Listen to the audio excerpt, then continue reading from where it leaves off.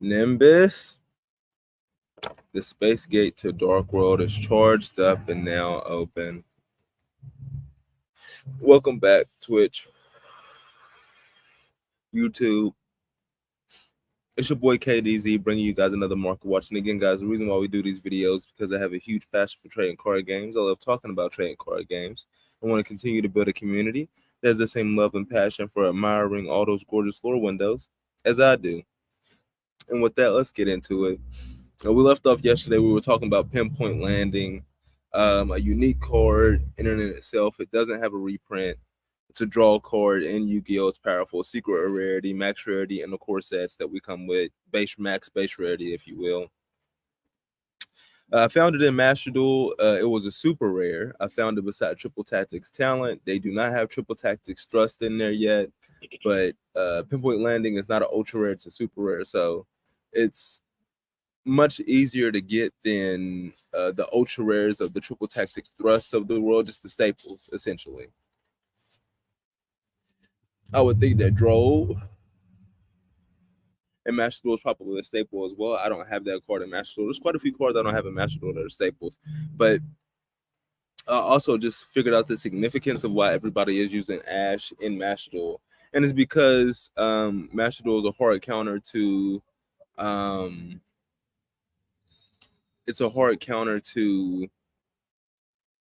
Maxi. If somebody tries to activate Maxi, you can counter Maxi with Ash Blossom. So because of that,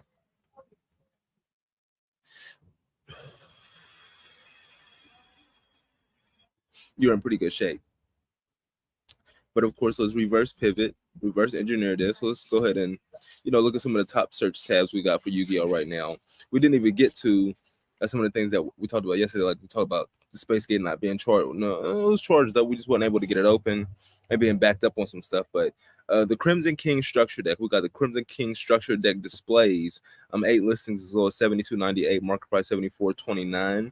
So that's a much better deal than buying them individually. Like if you planned on buying 8 of these, definitely go for the display as opposed to buying 8 individuals. It'll be much cheaper. But in terms of value on this set, because they don't have any staples, they interestingly enough threw in Pot of Extravagance again. I think this is the 3rd common printing in a structure deck for Pot of Extravagance, and it's getting 7 more printings in a month and a half. But okay, let's throw Pot of Extravagance in here when this deck needs the extra deck, and this banishes at random. Okay. They got Danger Nessie in here, I guess. No, in the Dark World, they gave us Danger Bigfoot, they gave us Danger Thunderbird, and they gave us Danger Sushinoko. So they did not give us a common Danger Nessie. This is a first of its kind common Danger Nessie. That's nice to go with the complete set of common dangers that you have out there. But and then they gave us Chupacabra as well over here. Red Supernova Dragon. This is a reprint from Ghost from the Past, super rare reprinting. Scarlet Red Dragon Archfiend, common printing. A Scattered Dawnwalker, common printing. Okay. What else we got in here? I mean, these are some niche cards outside of Pot of Extravagance. And what was it? There was another card in here that was pretty stable. Oh, no, Dangers are niche staple as well. So outside of Pot of Extravagance, guys, there's no staples in this set, unfortunately, which is why the price right now is where it's at. But with there being no staples in here, and with Soul Resonator and Vision Resonator probably not going to see too much play, I could definitely see in these structure decks going for about 50. I want to see the last one. As a matter of fact, we're about to go down a rabbit hole in structure decks real quick. Crystal Beast.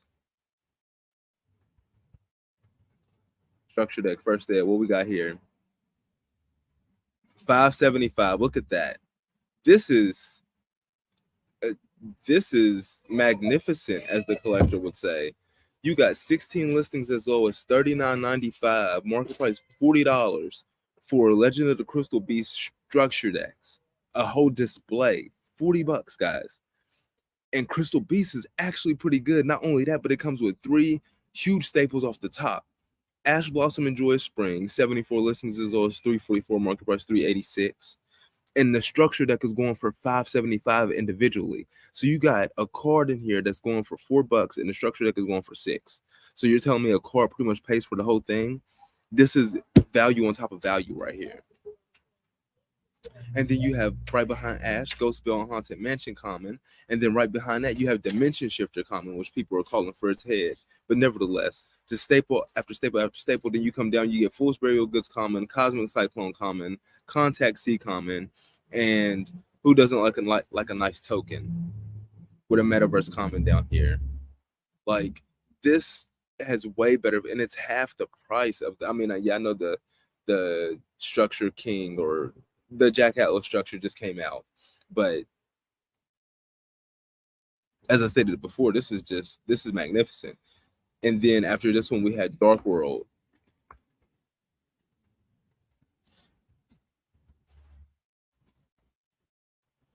And these, let's reverse engineer this. Look at the whole set. Dark World structure deck displays. 11 listings as low as $34.98. These are even cheaper. And this hits us over the head with Skill Drain off the top. And then the niche dangers. Drag Down into the Grave. Paleozoic Dynamiscus. That's a nice one. Let's look at Drag Down into the Grave real quick. Both players reveal their hands. Each player chooses one card from their opponent's hand. Then you discard the chosen cards from both players' hands. Then both players draw one card. Hold on. Because if the okay, let's go over here, Yu-Gi-Oh! Card Guide. Because I'm starting to understand after playing Master Duel, more Master Duel, Tales of Master Duel, if you will. After playing that, guys, I'm starting to understand the difference in like timing and missing timing. And apparently, when a card says, "Oh, let's go home," when a card says, "if" on it, if a card has an if effect, it won't miss timing. But if a card has a when effect, it will miss timing if it's activated in the middle of a chain. So structure decks right here, Legend of Crystal, Dark World, and then we have Beware of the Trap Tricks, which we're also going to take a look at. But let's see. You can only special summon Genta once per turn. You can discard this card, add one of the gates from your dark. If this card is banished and you control a Dark World card, you can special summon. Okay. If this card is discarded to the graveyard by card effect, you can target one Dark World monster in your graveyard except Pearl. Special summon it to either field. Then if this card, okay, there we go. You can target if this card is discarded. So this one does not miss timing. Pearl does not miss timing. You can discard this card to the graveyard, add one against the Dark World from your deck. If this card is banished, okay, so that doesn't miss timing. Rainbow, if this card is discarded, does not miss timing. Lucent, if this card is discarded, does not miss timing. Platinum does not miss timing. Gold, silver, bronze. Okay, so it looks like all of the level 5 plus Dark World monsters, if they're discarded, do not miss timing.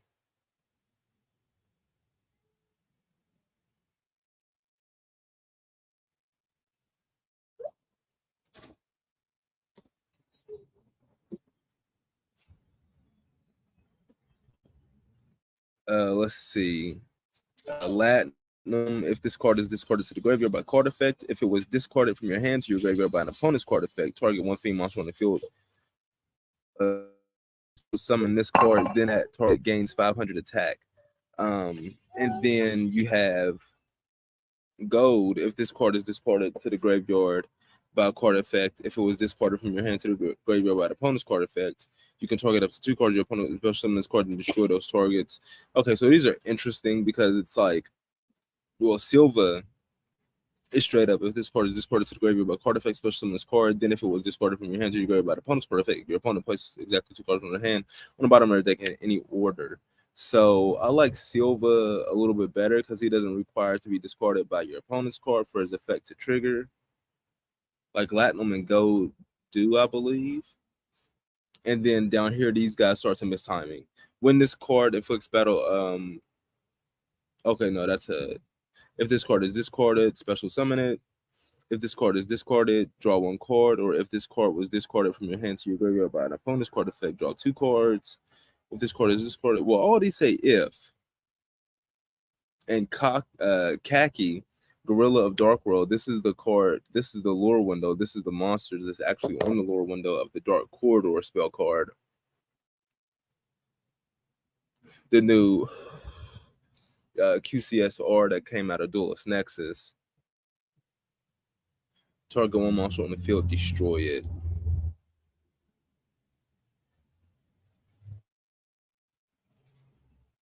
Well, see, apparently, don't none of these miss timing. For some reason, I had the impression that Dark Worlds missed timing,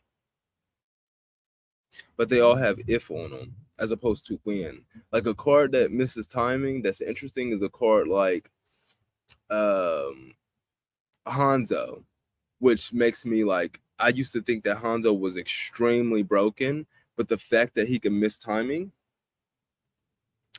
it it balances him because recently in Mashador, Konami put a ninja structure deck on there, which is dope. That'd be dope if they did like a ninja structure deck in real life, but they did a ninja structure deck on Mashador, and I got it recently because the ninjas is actually one of the decks I was interested in playing after seeing them released in not Phantom Rage, and Darkwing Blast. Those sets remind me of each other. Darkwing Blast, Phantom Rage. They were both released at the same time of the year. But Hanzo, Ninja Grandmaster Hanzo at that. This guy. Let's look at all listings. Ninja Grandmaster. So there's three of them. There's Ninja Grandmaster Sasuke, Ninja Grandmaster Hanzo, and Ninja Grandmaster Saizo, which is dope because Sasuke has like no application in the new deck, even though he has the most printings. Hanzo, I thought was the bee's knees. Hanzo reads, when this card is normal summon, you can add one ninjutsu or card from your deck to your hand. When this card is flipped or special summoned, you can add one ninja monster from your deck to your hand, except itself. No once per turn clause anywhere on this card. Not soft once per turn, not hard once per turn, nothing. So if you can multiple times normal summon or special summon this card, you're going to proc its effect. However, if you special summon it in the middle of a chain, like say you special summon it off of the new ninja. I can't remember his name. It's a new one. We're gonna go ahead and go into Darkwing Blast for all of that.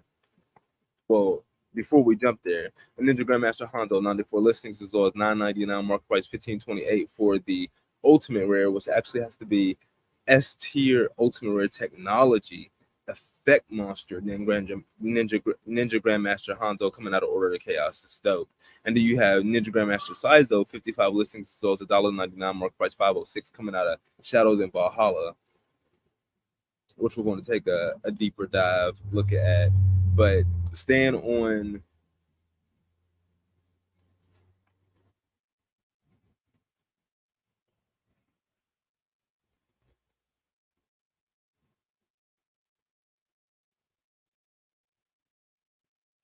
Darkwing Blast is our focus.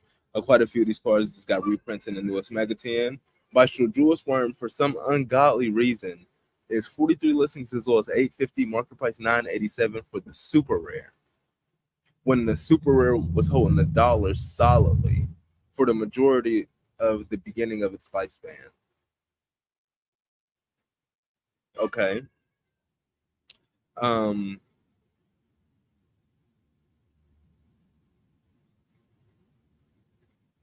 Bistro Serenade, 54 listings as well as 202, market price $4.34 for its super rare, when it also has a prismatic secret rare. But no, Mitsu and her Starlight rare, which I would whoa. Is this under $50? Is this under $50? We already got a smorgasbord of tabs open at the top, but we just add into them. Maizen, the Battle Ninja, that is the one. This is the card, and this is the card. Ninjutsu Art Notebook of Mystery. These two cards are the cards that make ninjas playable. They create a lot of interesting interactions. Like Mitsu, she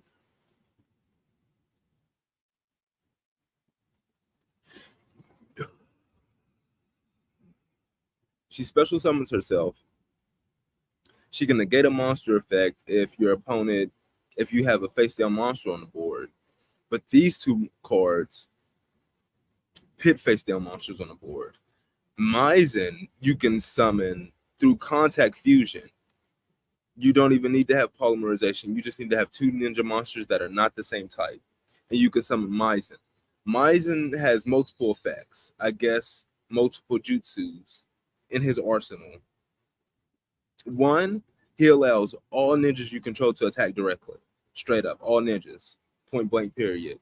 Two, he has battle protection. If you have a set card or a set monster on your side of the field, it cannot be targeted for, this card cannot be targeted for attacks. Three, at any point when your opponent activates a card, quick effect, you can special summon a ninja from your deck in face up defense position or face down defense position. And that is what I thought would break Hanzo.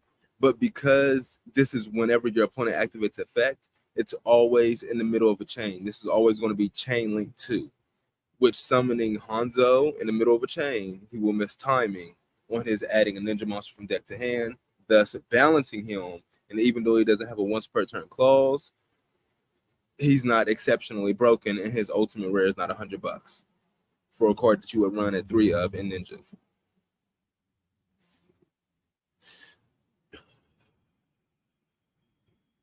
Unfortunately, none of these cards got the prismatic secret rare printing treatment in the new Mega 10s. I believe that's unfortunate. When they were all ultra rares, and Mitsu actually made it to quarter century, into Starlight rare status. But you're looking at Saizo. Lightly played first sets are starting at $5. So you're looking at like a $15 playset for Saizo. I've actually been playing ninjas in the Fusion and Exceed Festival, where I can only use Fusion and Exceed monsters with them. I cannot use Saizo with them. So I haven't really played with them in just the regular Master Duel mode where I can use Saizo. But even without using Saizo, this deck is still, it has amazing grind power. Like if you can get the field spell on board and you can get to Maizen and you can have like a trap set, like you're gonna, and if you can get to the field spell, if you have the new card, the Ninjutsu Art Notebook of Mystery, and you have Maizen, you're going in. Because as soon as your opponent activates a card, you're special summoning a ninja, you're triggering hidden jutsu, and then it's like you can use Maizen to special summon out Mitsu, use the Ninjutsu Art Notebook to set another ninja. Now your negate is live because Maizen special summon doesn't negate the effect of the monster it special summons. And then on top of that, you can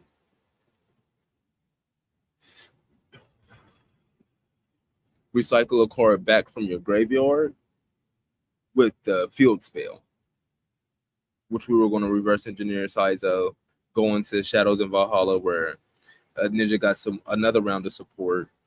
And the field spell is, wow, Hidden Village of Ninjutsu Arts. 110 listings as low as 25 cents, market price 72 cents. I already have like 9 copies of this card, but I'm gonna probably get 9 more with it being under $1. I thought Ninjutsu Art of Mirage Transformation would be used more, but considering, well, I mean, if you're going first, it's not bad because you can steal a monster from your opponent's graveyard, even though you have to tribute a ninja monster.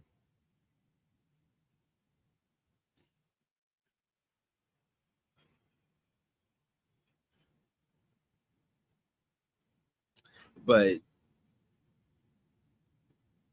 it did come as a secret rare in this set, and apparently Ninjutsu Art of Mirage Transformation has not gotten a reprint. Okay. But I want to say I have a lot of these as well. And I think that's Hanzo in the lore window. Ninja Grandmaster Hanzo. But right, since you have to, your opponent has to have a monster in their graveyard, it makes it kind of difficult. But it can be an interruption. Like I could see this as like a side deck card. Like if you're playing, you know you're going first, and you know your opponent likes to use the graveyard. You can use this as another interruption to steal a monster from the graveyard, and then use their monster to fusion summon Maizen.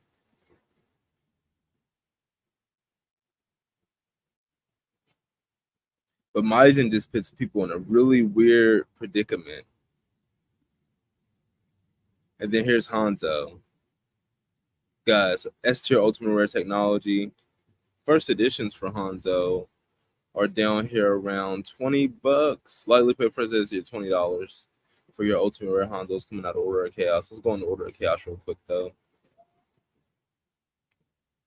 Hanzo is holding the top slot in the set, guys. He's holding the top slot in the set with a market price of $15.28 over Chaos number 39 Utopia Rate Ghost Rare. 95 listings as well as $11.99 market price, $14.67. Do I have this? I don't think I have this Ghost Rare. But that's exceptionally cheap. You guys know me though about like ordering Ghost Rares off a TCG player that even say they're near mint. Like a lot of Ghost Rares, their lore window has scratches on it, even if it's listed as near mint, which is unfortunate because that's not near mint. That's lightly played. But I mean, people will still list it as that, which is why I shy away from buying Ghost Rares or at least older Ghost Rares on TCG Player. I much prefer to go for the newer ones because for like people are more hip to keeping your cards in peak condition. So you're pulling a Ghost Rare, you're more than likely going to sleeve it immediately.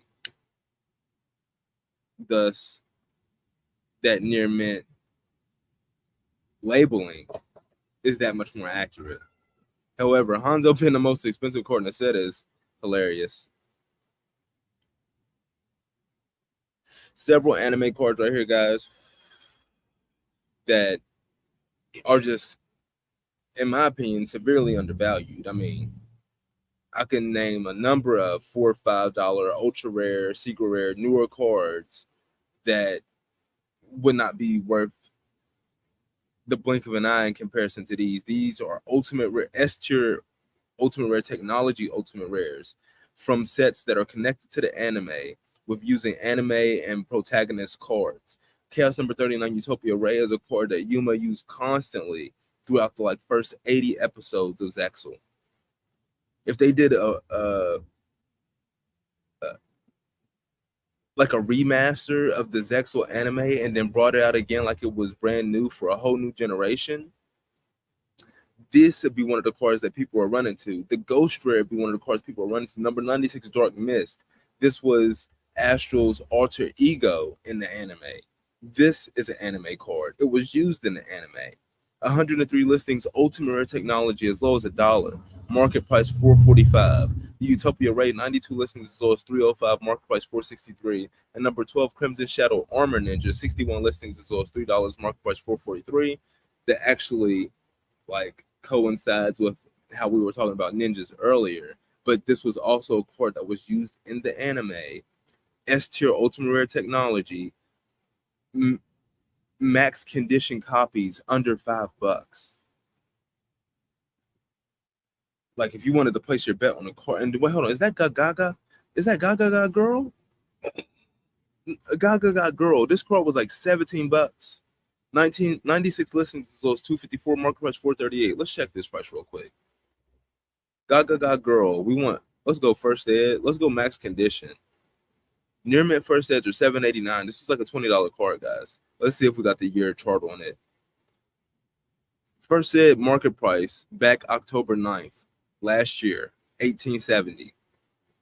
Near mint first eds now $7.89. How the mighty have fallen. But not only that, another hugely connected anime card, Secret Rare Rarity original print. Max condition copies under $10. Impeccable value, guys. And then something else I wanted to look at yesterday. I thought this was pretty cool. I'm not sure if this is that's what it is. Dustin Gadget Genius. Like I say, guys, this is a TCG market watch. We're going over everything, and I thought this was so cool that Magic the Gathering collabed with Stranger Things to create cards like these. Like Dustin Gadget Genius, really? But then they go so much deeper than that. Like you go into this set. Let's see if we can get a good sort. This set got 1,100 cards in it. 1100. Yeah, I just want cards. I don't want any of the sealed products. But with 1100 cards, man, that's gonna be a lot to go through with all the stuff that they got in here. A lot of this stuff, if you don't play Magic, if you've never seen it before, you're not really gonna understand. But a lot of this stuff is just like reprints of cards and different formats with different lore windows, just looking really cool. But they did some dope collabs in this set with some other forms of media, like this one, Rick Steadfast Leader from The Walking Dead. Come on now, Human Soldier, that's dope. That one actually had a nice little price tag on that one. That Rick, how much that Rick go for? Yeah, 49 listings as well as $40. Market price $45.94 for the Rick.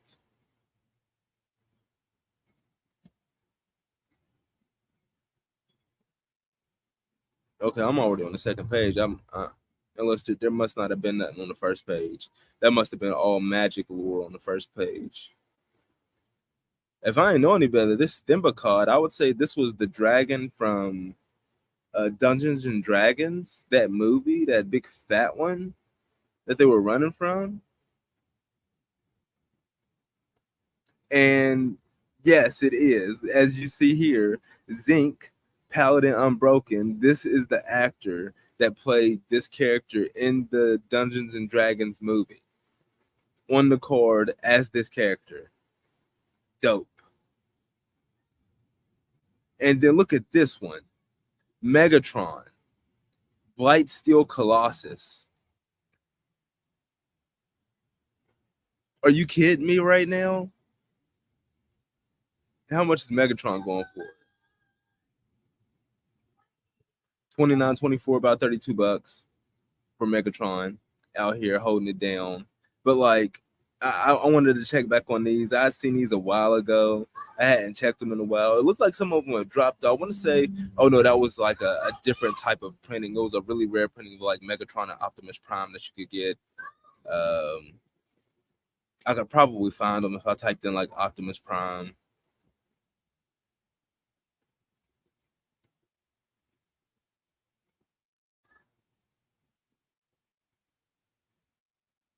I feel like they have some of these cheaper collab cards in here as well. You'll just have to do some. So Doric, Nature's Warden, that's one of the characters, one of the actors that played a character in the Dungeons and Dragons movie. I really liked that movie. I thought it was really funny. I'm an adventurous type person, so going on an adventure like that, changing a lot of settings.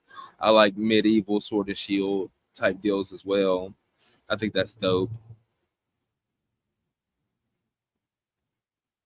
I don't see any other collabs. But yeah, you go to Secret Lair Drop Series. Like I said, it's huge. It's going to be a lot of pages, but they got a lot of cool collabs in here. And was Optimus Prime. See, there's and like these versions of the cards, they have two sides. So on this side is Optimus Prime transformed, and then this side is Optimus Prime vehicle mode. Like, come on now, Universes Beyond Transformer. These were the expensive ones. Like, there's like it looks like this, but then it's like a stained glass foil, and these things were going for your shattered glass. Have these really fallen in? These things were like hundreds of dollars. Is this Optimus? Slicer. That is Slicer. I don't know who Slicer is. Slicer, high speed antagonist. Look, that's fire. That's fire emoji times 3, guys. Come on now. Tell me those lore windows aren't dope. Getting Transformers immortalized on cards like this with this type of a production value. Starscream down here, Power Hungry. Now these are some cheap collabs right here. This is dope. Double-sided. Like I said, these shattered glass ones, these are full they're full art lure windows, which is dope. But of course we can't be out here all day, guys. Hopefully I provided some value with this live stream market watch. Of course, guys, we'll try to come out here for a part 2, but we got to get that space gate charged up like Kakarot would say. Send me your energy. so we can get that space gate charged up for a part 2. But if not, it should be charged up for a part 1 tomorrow. And with that, we're going to be getting up out of here. Nimbus? Are we in there? Are we in there? Yeah, we in there.